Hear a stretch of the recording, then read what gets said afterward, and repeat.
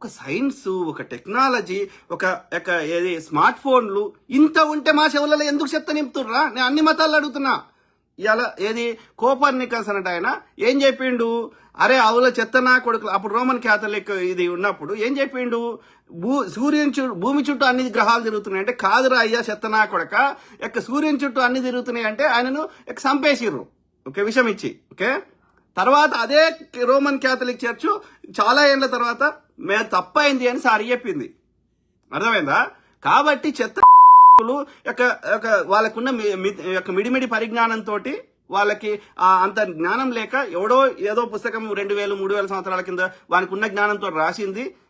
నీకు టెక్నాలజీ వచ్చి ఏది అవి వాటిని పరిశీలించేటువంటి పరికరాలను కనిపెట్టినాక, వాటి గురించి రీసెర్చ్ చేసినాక వాస్తవాలు చెప్తుంటే వాటిని అంగీకరించాలే తప్ప ఆడవడో 2000 సంవత్సరాల కింద చెప్పింది అట్లనే గుడ్డిగా పాటిస్తారనడం ఎంతవరకు కరెక్ట్? వాడికి ఉన్న నాలెడ్జ్లో చెప్పిండు. అది ఆ టైంలో వర్క్ అయ్యేకాడికి అయింది, నష్టపోయేటోళ్ళు నష్టపోయినరు. ఇప్పుడు స్త్రీకి అదే బ్రెయిన్ ఉన్నప్పుడు, అదే కాళ్ళు ఉన్నప్పుడు, అదే చేతులు ఉన్నప్పుడు, ఒక పురుషుడు ఆలోచించే విధంగా ఆమె కూడా ఆలోచించగలిగినప్పుడు, ఆమె కూడా డాక్టర్ కాగలిగినప్పుడు, ఆమె కూడా ఇంజనీర్ కాగలిగినప్పుడు, ఇంకా బురికేసుకొని లోపల కూర్చోవాలని వాడు ఎవడో 2000 3000 సంవత్సరాల కింద చెప్పింది ఎందుకు పాటిస్తావు? అప్పుడు ఎందుకంటే కండలతోటి బలం, మజిల్ పవర్ తోటి ఎక్కువ పనులు చేసేటోళ్ళు కాబట్టి, స్త్రీ బలహీనరాలు కాబట్టి కండల పరంగా వాడు ఎవడన్నా రేప్ చేస్తాడనో ఇంకోటో ఉద్దేశంలో వాడు కొన్ని రిస్ట్రిక్షన్స్ పెట్టిండు, వానికి కోరికలు రావద్దని. కానీ ఆ 3000 సంవత్సరాల కింద ఇప్పుడు అన్ని గన్నులు వచ్చినాయి కదా, ఇప్పుడు ఉమెన్ కూడా స్ట్రాంగ్ అయ్యారు కదా, తన ఆత్మరక్షణ చేసుకునే శక్తికి ఎదిగారు కదా. సో కాబట్టి దాన్ని ఎప్పుడో 3000 కింద సంవత్సరాలు రాసిన పుస్తకం అది అలా సగం చెత్త ఉంది, సగం మంచి ఉంది. ఆ సగం చెత్తని అట్లనే పాటించాలని ఎందుకు చెప్తున్నా? అన్ని మతాలు అడుగుతున్నాను, అర్థమైందా? సో కాబట్టి అసలు మతం గురించి ఎందుకు చర్చ? ప్రభుత్వం అనేది ప్రజల ట్యాక్సులు తీసుకుంటుంది. ఓకే, మోడీ అనే కొడుకు భారతదేశంలో ఉన్నటువంటి ముస్లింలకు ప్రధాని కాదా? భారతదేశంలో ఉన్న ముస్లింల దగ్గర ట్యాక్స్ తీసుకుంటలేడా? భారతదేశంలో ముస్లింలకి అరబులో ఉన్నటువంటి షేక్ ప్రధానియా? చెప్పురా మోడీలు కొడుక. ఇన్ని దేశాలు తిరిగిన ఆ దేశంలో మరి ముస్లింస్ రాజులు ఉన్నారు, ముస్లిం ప్రధానులు ఉన్నారు, లేదా క్రిస్టియన్ ప్రెసిడెంట్లు ఉన్నారు కదా, అవునా కదా? మరి ఎందుకు తిరుగుతున్నావు?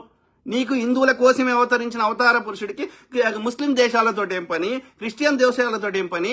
ముస్లిం దేశాల దగ్గర ఎందుకు చదువుకుంటున్నారు? క్రిస్టియన్ దేశాలు ఎందుకు చదువుకుంటున్నారు? అక్కడ ముస్లిం దేశాలతో వ్యాపారాలు ఎందుకు చేస్తున్నారు? చెప్పండి రా జన సైనిక కొజ్జారా. పవన్ కళ్యాణ్ కర్మ వల్ల ఇప్పుడు యాక్సిడెంట్ అయింది, పోతుండే కావచ్చు. ఈడ ట్రీట్మెంట్ నీ ఆంధ్రప్రదేశ్లో ఒక మంచి హాస్పిటల్ లేదు కాబట్టి ముంబైలో పోయి ట్రీట్మెంట్ ఇప్పించుకుంటుండు. ఇది నీ దౌర్భాగ్య పరిస్థితి. వాడు చంద్రబాబు నాయుడు కొడుకు సాగుకు దగ్గర వచ్చిన కొడుకు నా నిజాం ప్రభువులు, నా కుతుబ్ షాహీలు చార్మినార్ కడితే, మక్కా మసీద్ కడితే, గోల్కొండ టూమ్స్ కడితే, పైగా ప్యాలెస్ కడితే, ఈ లాంటి కొడుకు నేను కట్టిన హైదరాబాద్ అంటే తోటి కొట్టాలరా నేను? మరి అంత శక్తి నీకు హైదరాబాద్ లో కట్టే జీల దమ్ముంటే ఎందుకు కడతలేవరా చెత్త నా కొడుక ఆంధ్రప్రదేశ్లో? ఇది 4వ సారి ముఖ్యమంత్రి నువ్వు. నీకు సొంతంగా ముఖ్యమంత్రి అయ్యే శక్తి లేక పిల్లనిచ్చిన మామని చంపిన చెత్త నా కొడక. నువ్వు సొంత పార్టీ పెట్టుకొని గెలవనుంటివి రానికి దమ్ముంటే, నీకు సొంత పార్టీ పెట్టుకొని గెలిచే శక్తి లేని నా కొడక.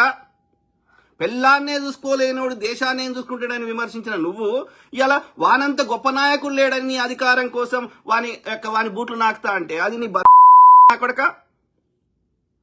నీకు భవనాలు కట్టుకోవడానికి, పరిపాలనా భవనాలు కట్టుకోవడానికి పోయి డబ్బులు లేక, జీతాలు ఇవ్వడానికి డబ్బులు లేక, అన్ని ఉన్నటువంటి ప్రపంచంలోనే ఏది అత్యంత సంపన్న దేశమైనటువంటి హైదరాబాద్ దేశాన్ని నువ్వు ఈడ భాషా ప్రయుక్త రాష్ట్రం అని తొంపు పెట్టి మొత్తం దోసుకొని, లక్షల ఎకరాలు దోసుకొని, ఇవాళ మేం లేకపోతే మీకు లేదు. మాకు ఉన్నదిరా.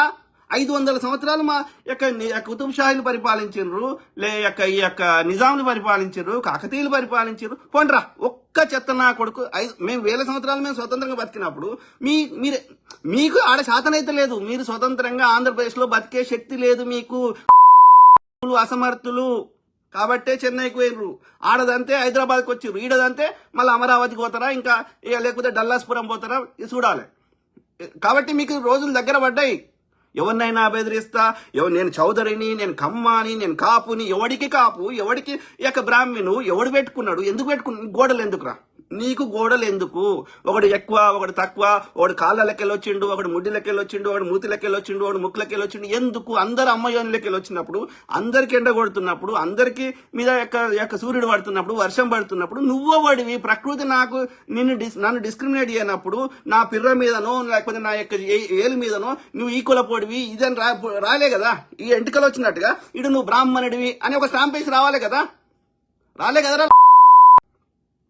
అన్నప్పుడు నువ్వు వాడి డిస్క్రిమినేషన్ ఎందుకు చేస్తున్నావు? ఎందుకు గొడవలు కడుతున్నావు?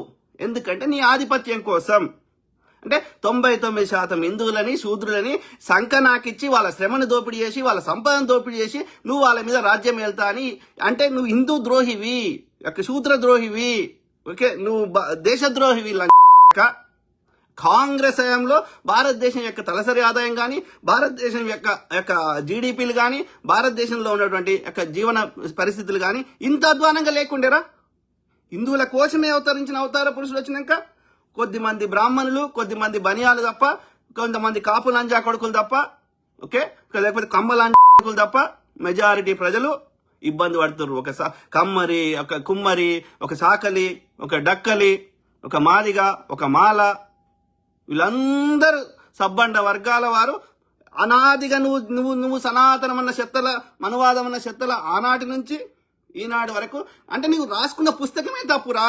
నువ్వు రాసుకున్న పుస్తకంలో వీడు ఇట్లుండాలి వీడు ఇట్లు రాసుకున్నావు కాబట్టి ఆ మహనీయుడైనటువంటి అంబేద్కర్ గారు దీనికి పరిష్కారం లేదురాయి అని ఆలోచించి ఈ పుస్తకాన్ని చింపండి అన్నాడు, కాలబెట్టుండి అన్నాడు.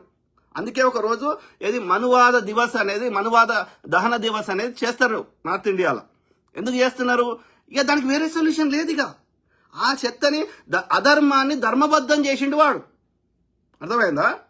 ఎంత అన్ఫార్చునేట్ అంటే దీన్ని 1% కూడా అంగీకరించడానికి వానికి మనసొప్పుతలేదు.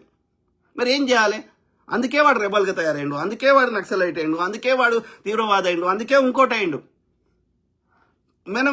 మనం ఎంకరేజ్ చేస్తలేము. అది వాడు ఆయుధం ద్వారా ఏది సాధించలేనిది మనం ప్రొటెస్ట్ చేసి ప్రజల్ని ఎడ్యుకేట్ చేసి మనం ఎంతో గొప్పగా సాధించవచ్చు. కాబట్టి మనం హింసా పంతాన్ని మనం నేర్పిస్తలేం. దట్ డస్ నాట్ మీన్ నువ్వు హింస చేస్తుంటే నువ్వు కొడుతుంటే కొట్టించుకో అని చెప్పలే. ఎక్కడ ఆత్మరక్షణ చేసుకోవచ్చు, ఒక సెల్ఫ్ డిఫెన్స్ అవసరం. ఓకే, నువ్వు ఒక్కటి నేను ఫస్ట్ కొడతా, కానీ నువ్వు ఒక్కటి కొడితేనే 10 కొడతా. ఎక్కడ ఏ రాజ్యాంగంలో కూడా, ఓకే, ప్రజాస్వామ్యం ఉన్నటువంటి ఏ దేశంలో కూడా, ఓకే, వాళ్ళ భావ స్వేచ్ఛను తీసేసే హక్కు పవన్ కళ్యాణ్ కాదు, వాళ్ళ అయ్యకు కాదు, మోడీకి కాదు, ఏ బాపన్ ఏ బ్రాహ్మణుల కానీ ఏ బనియాల లేదు లేదు లేదు లేదు.